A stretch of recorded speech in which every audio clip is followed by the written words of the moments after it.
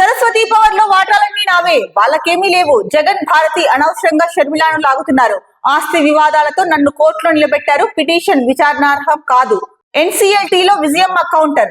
So ఏదైతే కనుక ఈవిడ విజయమ్మ గారు ముఖ్యంగా చెప్తున్నది ఏంటంటే, జగన్ భారతీయులకు సరస్వతిలో ఉన్న వాటాలన్నీ నా పేరిట బదిలీ అయ్యాయి. ప్రస్తుతం వారికి వాటాలేవి లేవు. అందువల్ల ట్రైబ్యునల్ లో పిటిషన్ వేసే అర్హత జగన్ భారతికి లేదు అని చెప్పేసి విజయమ్మ అయితే కనుక స్పష్టంగా చెప్పారు. మరి అంటే ఈ ఆస్తి వివాదాలతో అయితే కనుక నన్ను కోర్టులో నిలబెట్టారు. ఈ పిటిషన్ ఏదైతే ఉందో సరస్వతి పవర్ లో వాటాల గురించి, ఈ పిటిషన్ విచారణార్హం కాదు, ఎందుకంటే నా పేరు మీద బదిలీ అయ్యాయి కాబట్టి భారతికి జగన్ కి అయితే కనుక దీనిపైన అంటే ట్రిబ్యునల్ లో పిటిషన్ వేసే అర్హత లేదని చెప్పేసి ఆవిడ చెప్పారు.